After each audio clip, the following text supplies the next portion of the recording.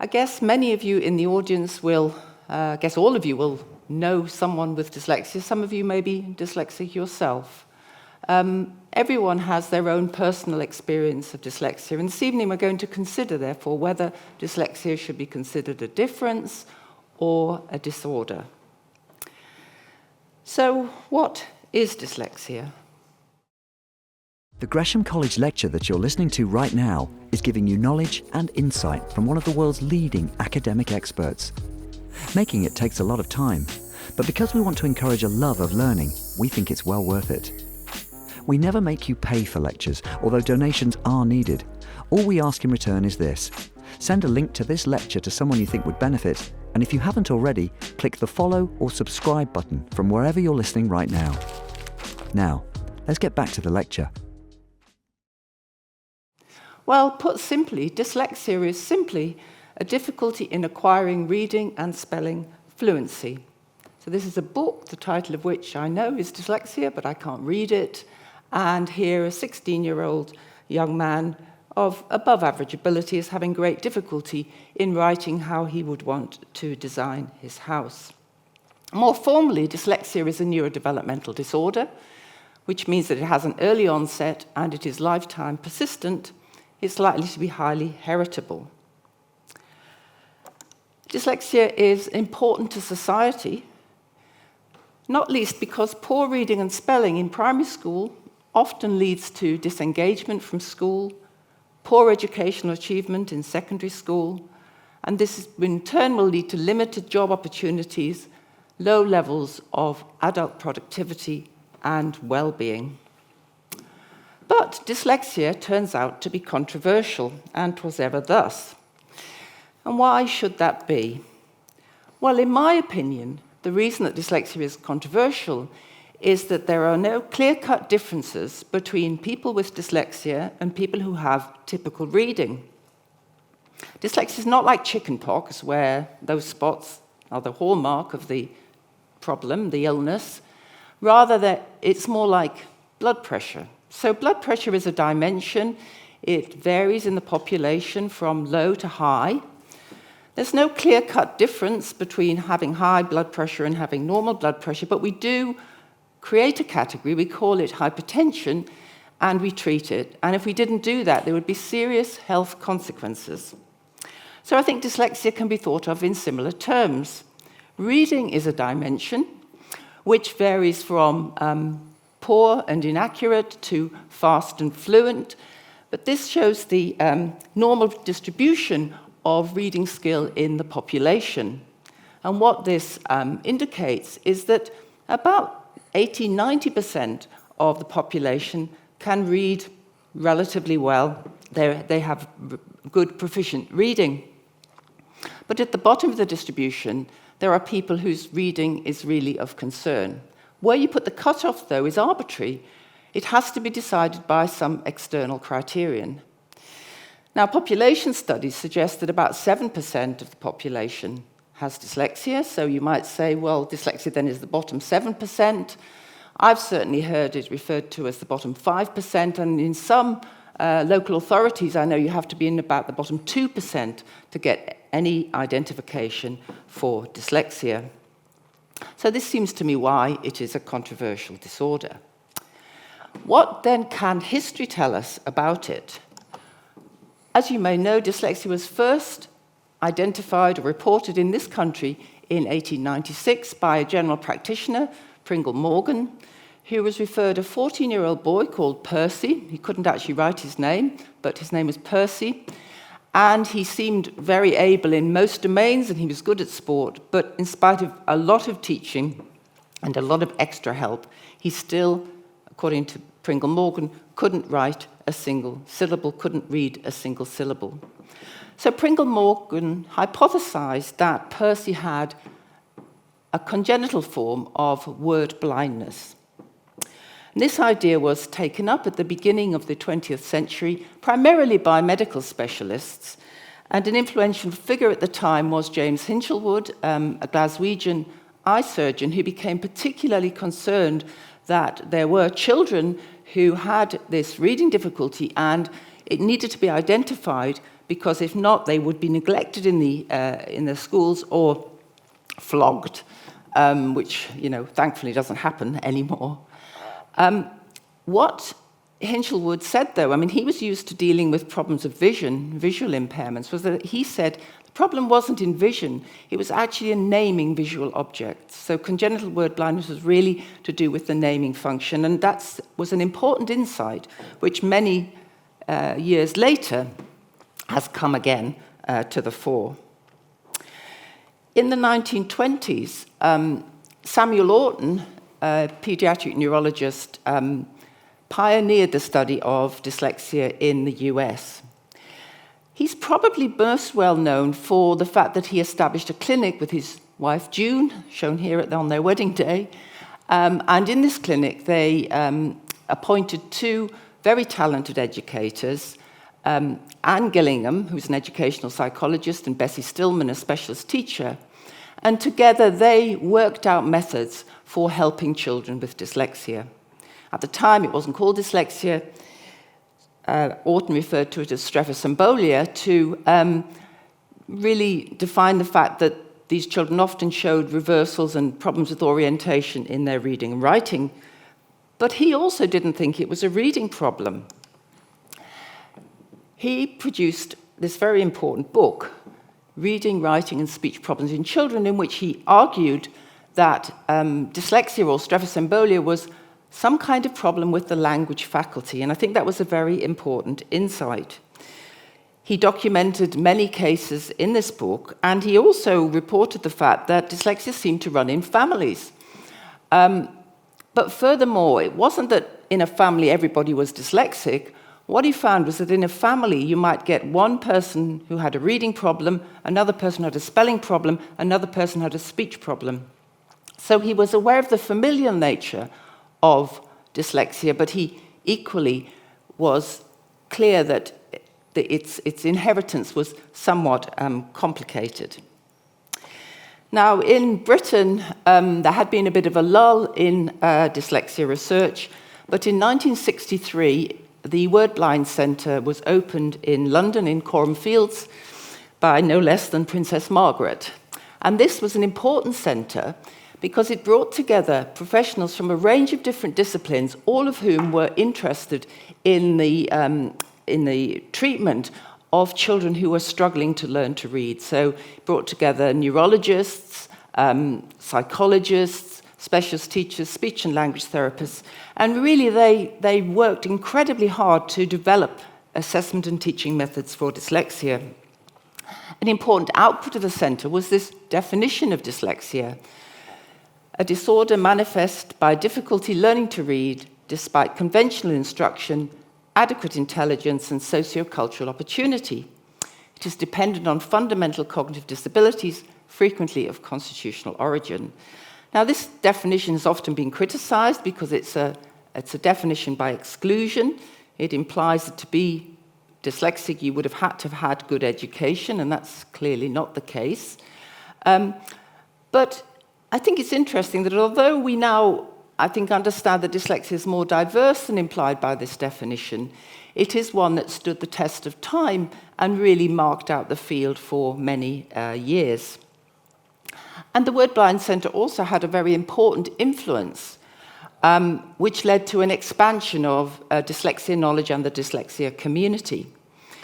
And it's very interesting because these developments were principally led by women.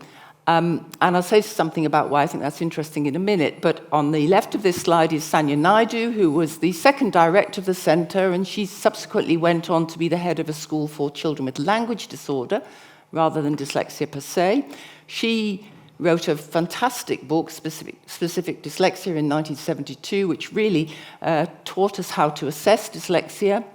At the top of the slide, next to her, is Helen Arkell, who founded a teaching centre. Below her, Beve Hornsby, a speech and language therapist, who with Maisie Holt established the dyslexia clinic at Bart's Hospital. And then there's Margaret Newton, who established a research centre at Aston University, which really developed the first proper assessment kit for dyslexia. And in the top right-hand corner, a very important figure, Marion Welshman, who founded the British Dyslexia Association, which went on to have really a global influence on understanding of dyslexia. Now, the reason that the involvement of these women had an unfortunate consequence, because, to quote, they were women of certain means. They all were able to focus in on dyslexia because essentially some of them were volunteers and they didn't need to work because they had rich husbands. Also many of them were fighting for their own kids. So dyslexia became dubbed a middle-class syndrome. And this gave policymakers a perfect excuse to not actually divert any resources to helping dyslexic children. Indeed, when Baroness Warnock was asked by the then Secretary of State for Education to chair a committee on special educational needs, she was expressly forbidden to call anyone from the dyslexia community to give evidence, and she was even forbidden to use the term, which is really quite extraordinary. Now, fortunately, in the background, the science of reading was flourishing, and many experimental and cognitive psychologists were beginning to get very interested in the reading process itself. Now, regardless of the language, reading is a process of decoding print into sound.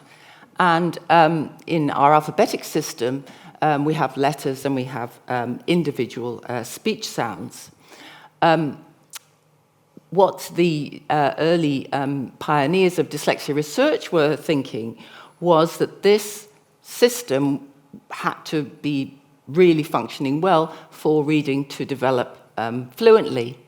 And most of the research was focusing on the possibility that the problem might be in deciphering the print, which wasn't surprising given earlier research on visual difficulties in dyslexia, or it might be in the fact you had to go from one domain, the visual domain, to the verbal domain, a problem in sort of cross-modal transfer.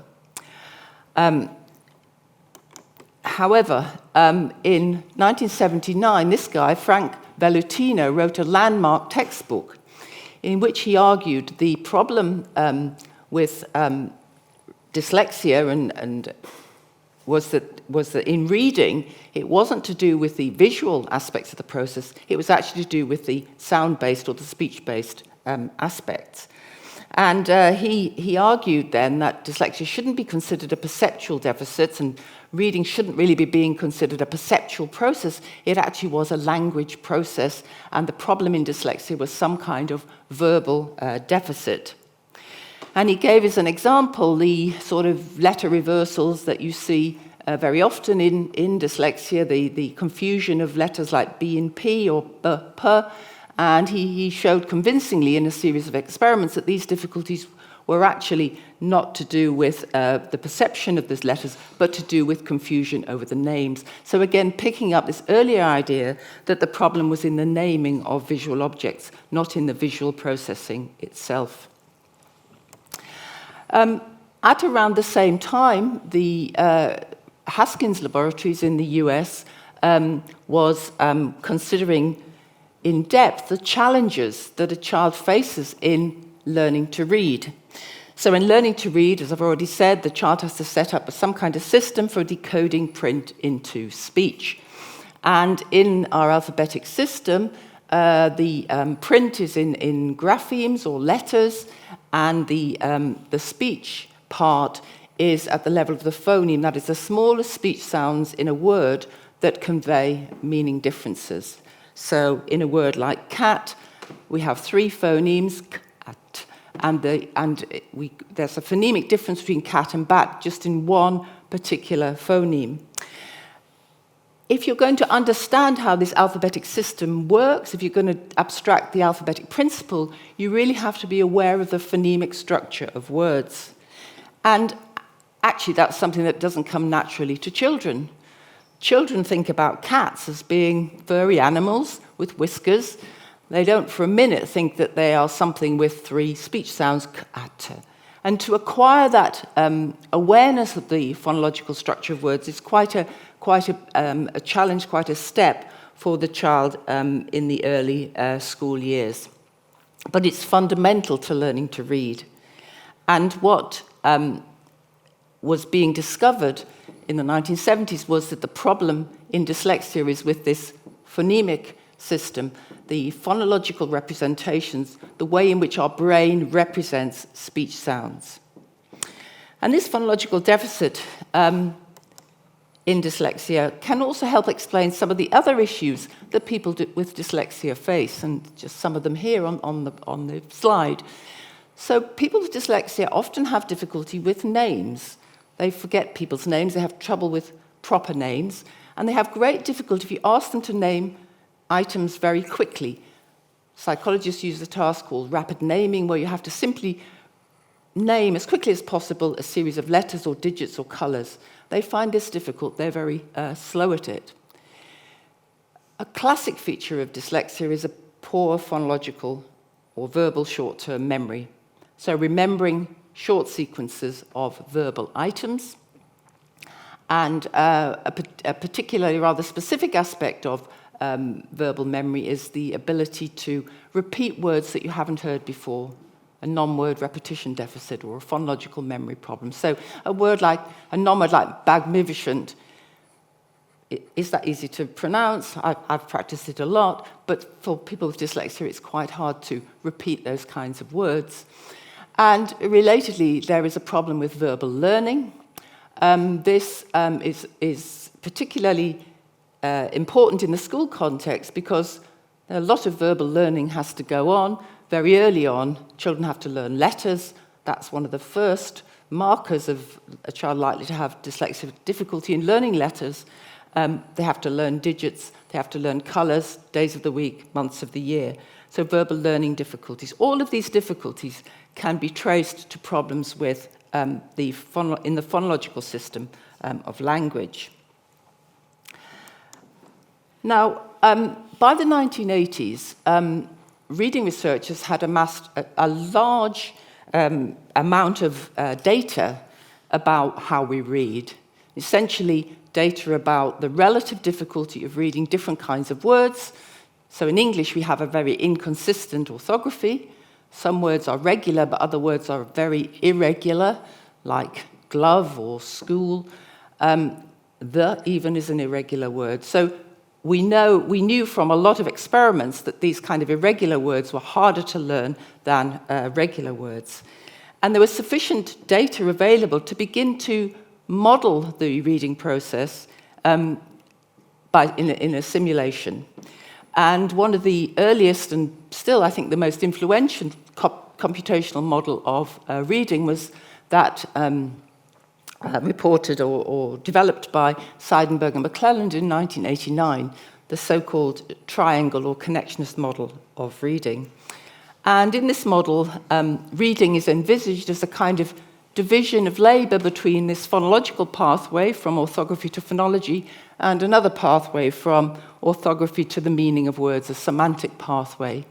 But in the model, the implementation was of this phonological pathway. And the way in which they did it was that they had distributed representations in the orthographic system and in the phonological system, and the computer model was given words to decode, and there was also inbuilt an error correction mechanism because given the irregularities, that mapping doesn't always work very well. When the mapping worked well, the connections were strengthened, and when it didn't work well, there was an error correction. And this went on until the model that simulated human reading very well indeed. And so it was a really remarkable achievement. And the next thing was, in this simulation, would it be possible to simulate dyslexic reading behavior? And the way in which they tried to do that was by degrading the phonological representations in the model. And when they did that, the model started to produce the reading errors that we see in dyslexia, started to have much more difficulty reading non-words than words, and started to make errors that might be described as kind of visually based, visual-looking errors. So this was an explicit proof, if you like, that dyslexia is a core phonological deficit. And 40 years after the start of research on dyslexia, Velloutino wrote a review again, reflecting on his verbal deficit theory, showing that now this verbal deficit theory had been refined to a phonological deficit theory, an idea that dyslexia was due to problems in the phonological representations, the way in which the brain represents the speech sounds of words. So, given this accumulated knowledge and that we know what seems to be causing, at least at the cognitive level, dyslexia, why not kind of get it early? Well, of course, it's quite hard to get it early because it's hard to see dyslexia before reading instruction. But one method that can be used to begin to understand the precursors of dyslexia is through a family risk study. So we've known since Samuel Orton that dyslexia comes in families. This is my family, by the way. This is my father, my brother, and my nephew, who are all dyslexic. I've escaped it. My son hasn't. So we know that there is high heritability of dyslexia. And what that means is you can recruit children who are at family risk of dyslexia if you know about their parental reading skills, and you can then follow them from early on, before reading instruction, through the early years of reading to a point where you then think you can assess and decide whether or not they're dyslexic. And there have now been several of these studies. Over the studies together, the risk, if you're a dyslexic parent, of your child having dyslexia is about 45%. So that's very high. It's much higher, about 4 times the probability in the non-dyslexic parent population. So one study of children at family risk that we conducted recruited children when they were 3.5 and followed them to 8. We actually followed some of them till 9 as well. But at 3.5, we conducted an assessment of their, I'm going to call dyslexia risks, which was actually their language skills. And at 8, we assessed them to identify those that reached criteria for dyslexia. And we compared the development of these children with 2 other groups. First of all, a group who in the preschool years had language difficulties, because we knew that language difficulties were a risk factor for dyslexia. Dyslexia is part of the difficulty of the language faculty, to quote Orton. But the preschool language difficulties children in this group were not at family risk. It was just because they had been referred for speech and language therapy when they were 3 years old. And we had a group of controls who had neither any concerns about their development nor any family members with dyslexia. And I'm going to show you 3 pieces of data from this study. First of all, the preschool language profiles of the children. Now, we've got here 3 panels. So we've got here children who are in the control, the typical group, children at family risk, and children with preschool language difficulties. I'm using the acronym here DLD. That's developmental language disorder. Although it wouldn't be diagnosed at this stage, because some of these children often get better, it was the children with the language concerns. Now, on the x-axis in each panel is a measure of phonological processing. It's actually a measure of non-word repetition. And on the y-axis is a measure of language understanding, comprehension. And in each of the panels, the vertical dotted line is 1 standard deviation below average for the population, to the left in phonology, and the horizontal line is 1 standard deviation below average in language. And we can look at the different groups here. So there's a lot of variability. In the typical group, most of the children are in this upper right quadrant. They're actually above, they're doing fine in language and phonology, which is what you would expect. Looking at children at family risk, now when we recruited them, we were measuring their language, not their phonology, but you can see a lot of them in the top right-hand quadrant have phonological difficulties. Sorry, it's your left. They have phonological difficulties. One or two of them have some language problems. And if you look at the language concerns group, a lot of them, on the left of this line, have phonological difficulties. They also have language difficulties by definition. Now, what does this mean about their reading outcomes when these children are 8 years of age? What proportion of them would fulfill criteria for dyslexia? So in the typical group, it's 7%, which is spot on what population studies suggest it should be. In children at family risk, 26% of them have dyslexia, so about a 4-fold risk.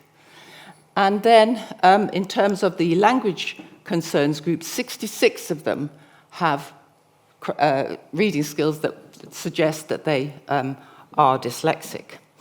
So this study takes us a bit further than thinking about dyslexia as a phonological deficit. It confirms that it is, and it also confirms that that's evident before reading instruction, but it also suggests there's an additional risk factor lurking here, which is a language problem.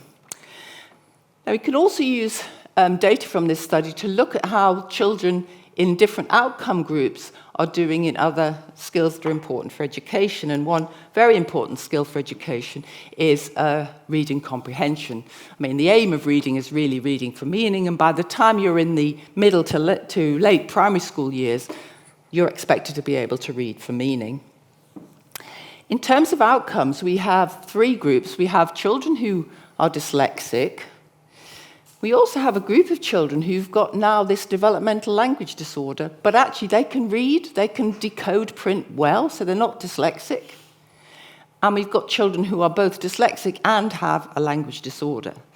And what I've plotted here is their comprehension deficit. So what we did is we asked them to read some passages, and then we asked them verbally some questions about the passage. And this was a measure of their reading comprehension.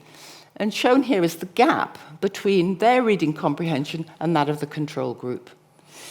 And what you can see is that for the dyslexic children, these are effect sizes, they've got some problems with reading comprehension, but they're not that bad. They're broadly in the average range, but they are weak for their age. The children with language disorder, even though they can read those texts very well, can't understand them. And if you've got dyslexia and language disorder, you have very significant difficulty with reading comprehension. It's almost like these two things are additive. The dyslexia, which seems to be associated with phonological problems, the language disorder, if you add them together, you get a much bigger sort of deficit. So this is another way of thinking about this. So this is a schematic representation of some data that we collected, which looks at the predictors of individual differences in reading from age 3 onwards to 6 and 8. So we measured language at age 3, and we measure aspects of the alphabetic principle, phoneme awareness and letter sound knowledge at age 5, as well as rapid naming, which is another dyslexia feature, and then we measure reading at age 6. And what we know already is that individual differences in phoneme awareness and letter sound knowledge, the alphabetic principle, predict reading attainment. What this study showed us is that earlier on in development, language actually predicts the alphabetic principle. And that has a direct effect on word reading, but it also has a direct effect later on in development on reading comprehension. Now, within this model, then there are 2 risks for dyslexia. The first risk is the risk I've been talking about, the phonological deficit. The second risk is an earlier and persisting language impairment. So This idea fits well with the research evidence that language is the foundation of literacy. We now know we can be intervening much earlier. But where do these risks come from? Well, we know that dyslexia runs in families, so are these differences, do they have a genetic origin? Now, the problem with family studies is that families don't just share their genes, they also share their environment, so there's a confound here. Twin studies can be very enlightening, especially if you compare monozygotic twins who are identical, they share 100% of their genes, with dizygotic twins which are non-identical. They're just like a brother and sister, and on average share 50% of their genes. Now, if you have a dyslexic twin, what is the probability that your co-twin will be dyslexic? That's what we refer to as a concordance rate. And what, on average, is seen across studies is that the concordance rate for identical twins is 70% compared to about 40% for non-identical twins. So these kind of data confirm that the causes of dyslexia have a genetic component. So the heritability of dyslexia is a starting point for molecular genetics, and the studies of the molecular genetics of dyslexia started in the 1970s. Essentially, these studies then try to find genetic differences between people with dyslexia and their relatives who are unaffected. The first studies were so-called linkage studies that looked for parts of the chromosomes that differed between affected and unaffected people, and these linkage studies identified gene markers on a number of different chromosomes, and certainly there was replication of these findings on chromosomes 1, 2, 3, 6, 15, and 18. And the next step then was to try to identify the actual genes that were involved. So there was a search then for candidate genes, again, with some success. But none of these genes account for very much variance in reading. In fact, they account for tiny amounts of variance. So they are not really giving us much of a clue as to the genetic basis of dyslexia. More recent advances in gene technology allow researchers to look across the whole genome to identify gene loci that are associated with dyslexia. And in this recent study, 42 loci were associated with dyslexia. Again, each accounting for a very small amount of variance, but what you can do is you can count them up, you can combine them to give a kind of risk score for an individual. That's a kind of index of their risk of becoming dyslexic. And so that's been quite an important advance. However, again, we're not accounting for huge amounts of variance, but also there are complex interactions between genes and also between genes and the environment, and we need to bear in mind always that genes act through the environment. And for a complex disorder like dyslexia, there's a combination of hereditary and environmental influences, referred to as gene-environment correlation. We see aspects of the gene-environment correlation acting out in home literacy environments. So what's the literacy environment in the home like, and how does it relate to reading? Well, Seneschal and Lefebvre developed a model in 2002 in which they showed that two aspects of the home environment predicted reading in children. One was the extent to which books are shared between parents and children, and the other is whether or not a child actually actively teaches words or letters or writing your name. The parent-teaching bit produces improvements in emergent literacy, the shared book reading in language. The two things come together to produce individual differences in reading, and of course, parents vary in the extent to which they do these activities. This is referred to as active gene-environment correlation, but there are also passive influences as well. If parents are very literate, their children see them reading, and that might encourage them to read. evocative gene environment, a child's genetic disposition might encourage them to take part in literary activities. And of course, beyond the home, there's lots of environmental influences. I can't have time to go into them, but in the school, the government policies, the culture, and indeed the language. And I've only talked about alphabetic systems, but obviously across the world, we have lots of different writing systems. The bottom line is that in all of these systems, phonological difficulties seem to be associated with dyslexia. So given all the different genes, given the diverse environments, it's perhaps not surprising that we see individual differences, individual experiences of dyslexia. This is my family again, but just to say that they're not all the same. They were all dyslexic. My father was an engineer, had high visuospatial skills.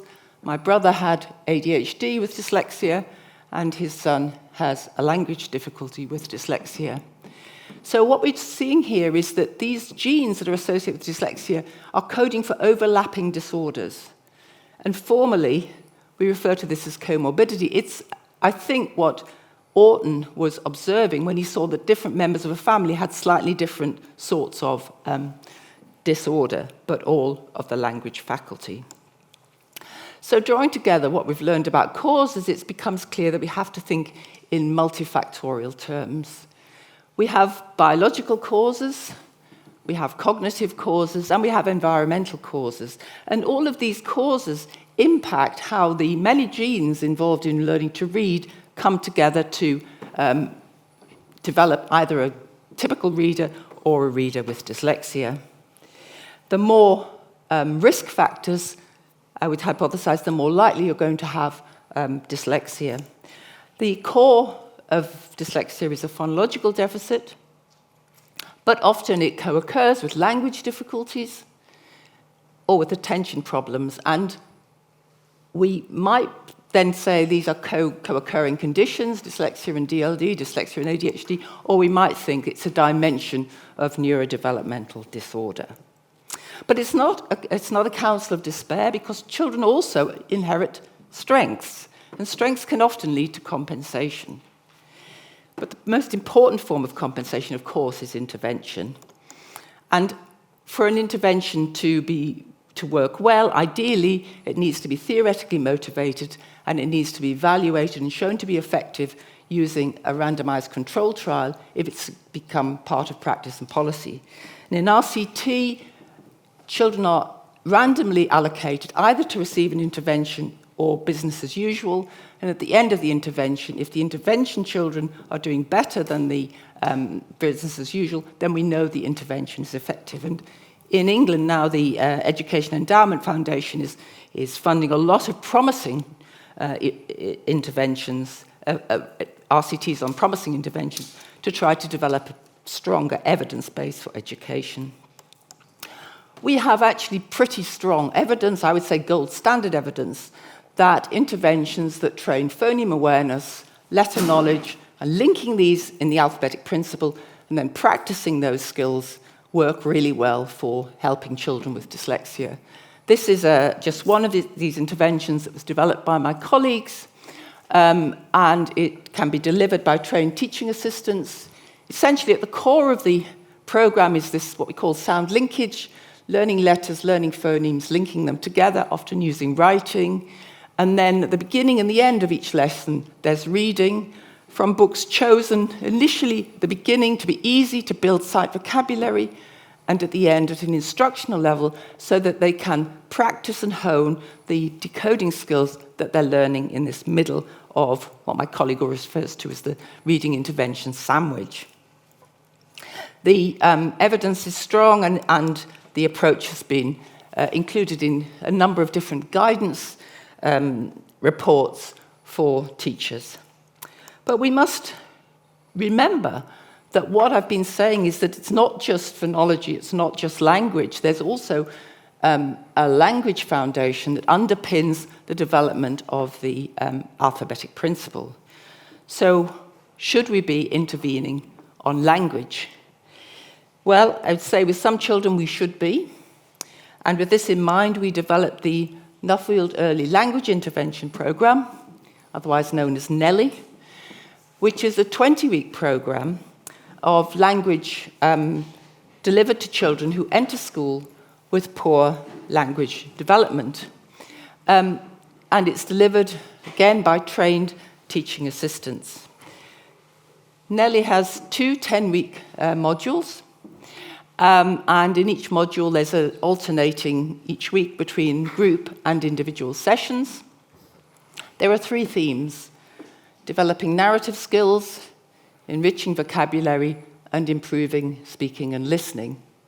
And in the second 10-week module, the children also have training in phoneme awareness and letter knowledge.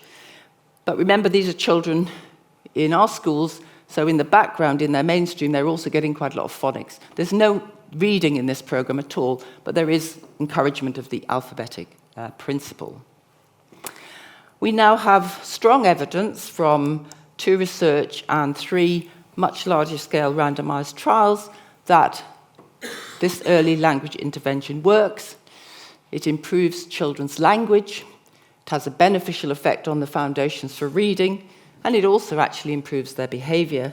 And it's particularly cost-effective when it's used in combination with a screening tool that we developed for this trial, and which teachers can use to identify the children in their class when they come to school who are in need of language support.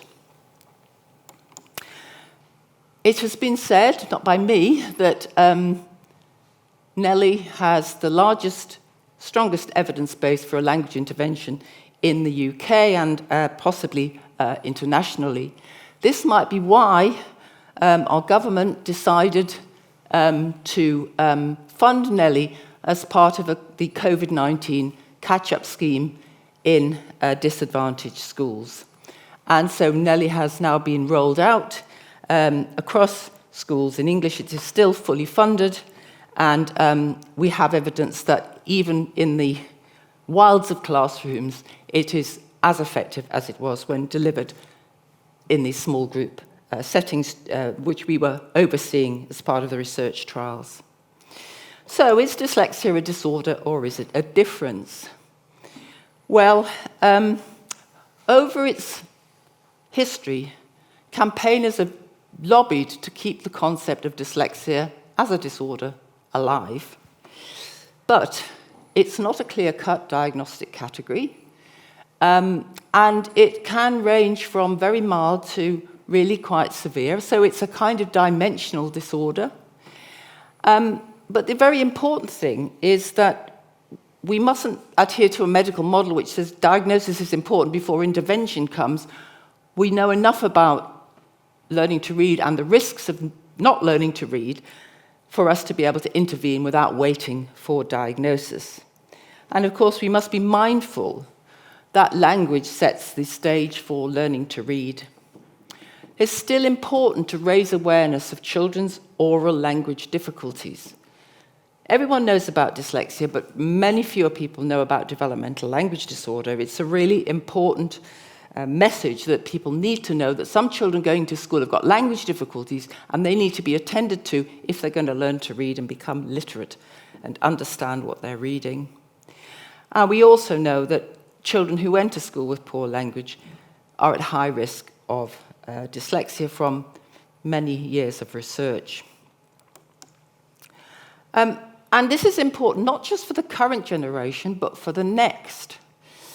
If a child has poor language and literacy as a result of some of these sorts of difficulties, they will have poor qualifications. This will lead them into low-paid employment if they have employment. This in turn will reduce their home resources, and that will reduce the sorts of education and home literacy that they can provide for their own children. So if we don't intervene, we're into a downward spiral which will lead to intergenerational hardship. So just to close then, I will leave the last words to to the late Sir Jim Rose, who I'm a great admirer of, and his 2009 report laid out an agenda for dyslexia. And he said, intervene, don't wait, ensure a strong foundation in language, offer a graded approach to intervention and monitor response, be aware of co-occurring features, They're not dyslexia, but they're co-occurring, and they can affect the impact of dyslexia and provide support, guidance, and appropriate arrangements to people with dyslexia. I think there's no time like now, given our scientific understanding of dyslexia, to begin to intervene. Thank you very much.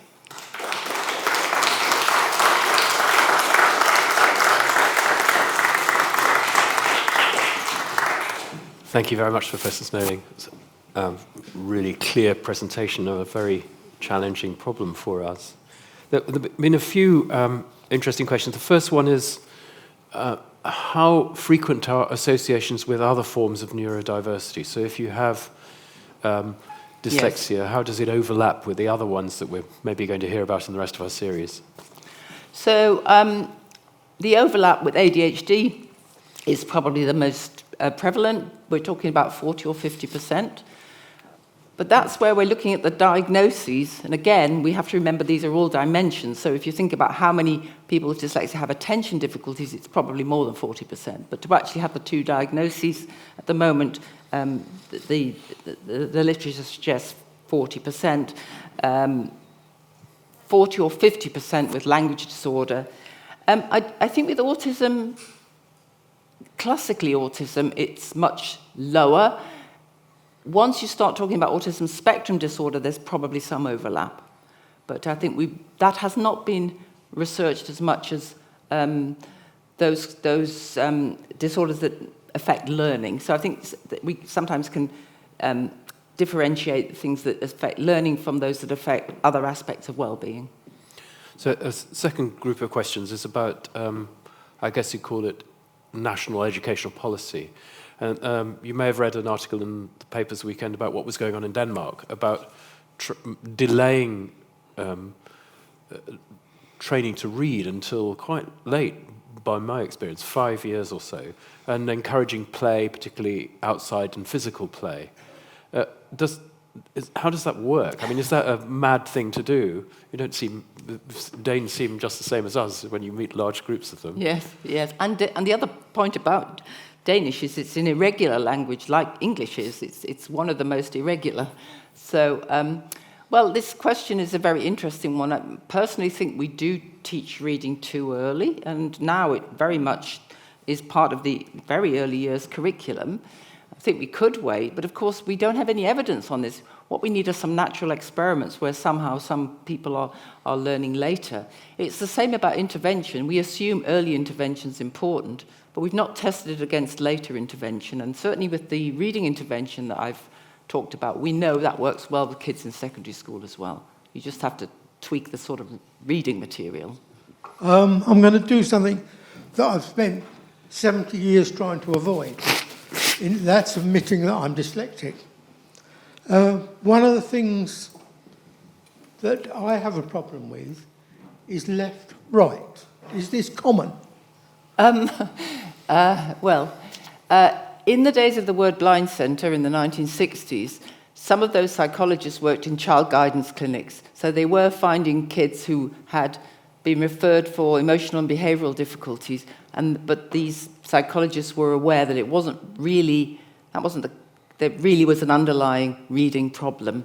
So I think that's kind of, you hid away, you might have acted out, you might have gone in all sorts of other directions, but I think that is not uncommon consequence, and it's not uncommon for people with dyslexia to be late diagnosed and later to find where their real strengths lie. Maggie, there's several questions which are almost the same here, really. What do you think the role is for speech and language therapists? I guess there may be one or two hiding in the audience, but what is the role for speech and language therapists in the management of dyslexia, if management's the right word? Yes. Well, I'm a great fan of speech and language therapists. We don't have enough of them. I think because dyslexia is typically thought of as part of the school system and part of teaching reading, speech and language therapists are kind of pushed out and not expected to contribute. But clearly, many of children with dyslexia have underlying language problems that are neither being assessed nor treated. So I think, one, they have a role to, in consultancy, to ask for people with dyslexia, have they had more of a language assessment? And then secondly, with interventions like our language intervention, they could be encouraging schools to use them and indeed, help, I think, working to kind of refine them, because of course, although Nellie has very effective, some children still have significant needs, and so that if they can find data on kids who've had one language intervention, if you're still having trouble, then that's where they should be getting in with more individualised support. Now, I'm dyslexic. I didn't discover this until I went to university as a mature student. And I can't tell you the relief when somebody said, you're not... all my life I've been told that I was lazy and stupid. The point I wanted to make, I know you're on about phonetics. Now, nobody spotted that I had a hearing or sight problem. And I've realised later on, I read by sight. There's no question about it. When I was taught to read, they could have talked in Japanese for all the difference it made to me. So I wanted to say, well, you really need to look at how children learn. There isn't this is the model for everything. Yeah, well, I think that what your experience is exactly what I would predict. So you're having difficulty with the phonics, if you like, and so you went visually, and that's what many higher ability people with dyslexia do.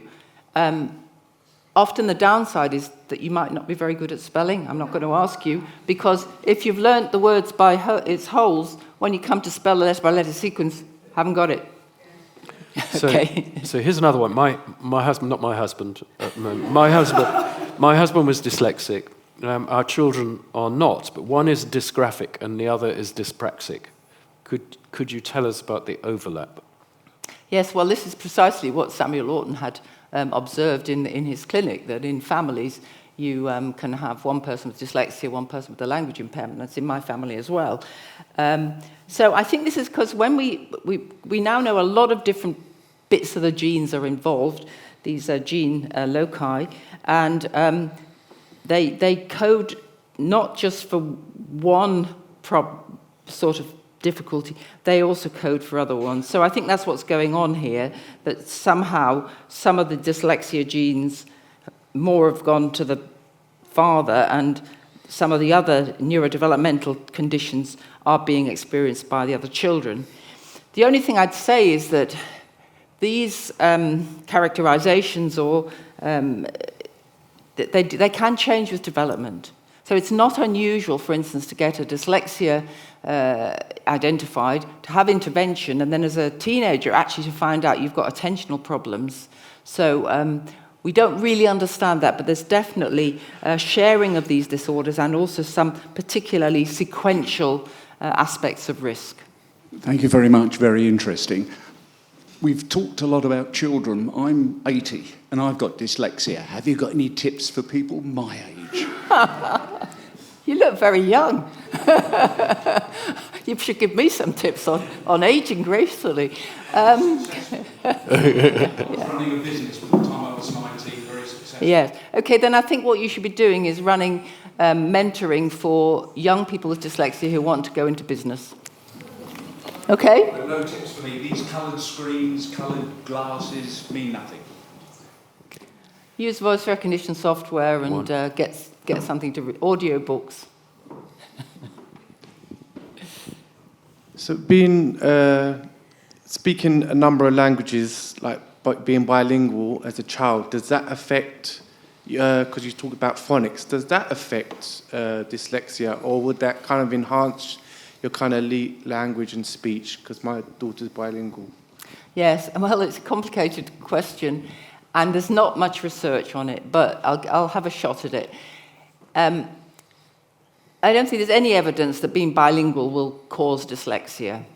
But what you can find where you have very different languages, if you're learning, say, an alphabetic language, like English, and also Chinese, which is non-alphabetic, you might actually have done fine in one of the languages, and then when you we go to the other language, because the challenge is a little bit different, you become dyslexic in the other language. Overall, being bilingual, I think, is a very good thing. And of course, there's theories that it has other aspects in enhancing cognitive function. Is there any evidence in medication helping dyslexia? There isn't any evidence for the efficacy of medical interventions, no. Yeah.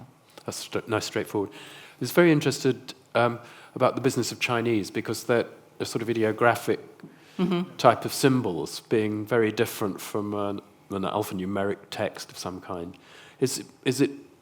How hard is it for someone to learn or to be susceptible to the development of dyslexia, because you're associating I can't remember the terms you used, but phoneme and the grapheme. Yeah. Well, strangely, it used to be said back in the day that learning to read Chinese would be much easier because you don't have to do that mapping between letters and phonemes. But actually, the problem with learning Chinese is that you have to learn a lot of different sound symbol associations. So the learning demands are actually huge for someone with a verbal learning difficulty. So I think you do have dyslexia in Chinese. And you do in Chinese because they don't have phonemes, but they do have sounds of different tones. You find that people with dyslexia find it very difficult to differentiate those tones. So I think, strangely, across the languages of the world, there's more similarities than differences in terms of the vulnerability to reading problems. My culture was, are there any cultural or societal factors that influence the perception and diagnosis of dyslexia? Yes, well, I mean, cultural factors are really very important. I mean, aside from the fact that in some cultures, the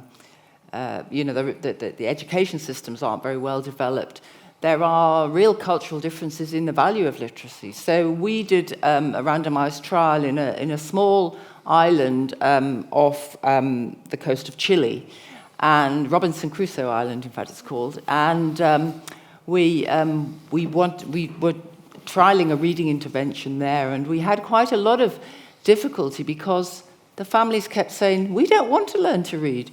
We're a fishing community. It's not relevant to us." So yes, I think there are lots of cultural factors, and they haven't really been explored. Obviously, there's the language of reading, which is also going to be have an influence. And of course, once you start thinking about those wider environmental influences, the school's policies. I mean, if you have a school with good special educational need policy, your dyslexic child probably will fare quite well, but you could be in another school where the culture was, we don't believe in it, and so really important point. Thank you. Thank you very much, Professor Snowling, for your lecture. I'm just wondering if you know of any more recent or current studies looking at the genes, the particular genes that are involved, and if we've identified any more since the 2002 study? So the one I put up, did I say 2002? It's 2022. So that's one of the most recent ones I know. I'm not a geneticist, so I don't know the field, but there's also a very useful report about genomics and educational attainment called the Hastings Report, which I've recently looked at, which I thought was very good. Just behind you at the back there, thank you. Maggie, thank you very much for a very full account. Can we go back to Mary Warnock's point about dyslexia being a middle-class disease? When I trained as an educational psychologist in the 1960s at UCL, I was taught that dyslexia did not exist. What has been the key factors in changing people's minds? Okay. But of course, Mary Warnock didn't think it was a middle-class syndrome, the politicians did. I think that the increase in the scientific evidence has been quite compelling. I mean, there's a lot of research on dyslexia pointing to phonological problems and realizing that they are real. A lot of people have great hopes for genetics and neuroscience, but really we're a long way off using them at individual patterns of risk. But I think that's one thing, and then I think there have also been just improvements in understanding the science of reading and how to teach reading. So yeah, I mean, I'm not sure that politicians or policymakers still really use the term dyslexia. It's usually dyslexia stroke specific learning difficulties. But I think I would definitely say point to the scientific evidence. I'm going to take the privilege of the last question with respect to you showed a diagram there, which was, if you're in a socially deprived cycle, things can get worse. Mm-hmm. So here we are with rising inequality and sort of quite a lot of pressures on our educational services. What's the future for children with dyslexia in this country? Well, that's a difficult question, isn't it? Well, first of all, I hope that, regardless of political party, that we continue to have language intervention in schools to promote the development of children with dyslexia and children who also just have generally problems accessing the curriculum. I do hope we can fund teaching assistants, because some schools can't afford them, because teachers need help with children who have individual needs. But also, I think there's a real lack of appreciation of how helpful assistive technology can be. And my own view is, if you have someone with dyslexia who you have been trying to teach for 3 or 4 years and is still having a huge struggle, we should, one, be supporting their use of voice recognition software and other ChatGPT, dare I say, other AI methods. And also, we need to be revamping the education system, but we recognise their strengths, and we can have, more vocational training and not regard it as, failure, like some of the people here have experienced. Well, thank you very much. That was absolutely magisterial presentation and really informative. And thank you very, very much indeed, Professor Maggie Snowling.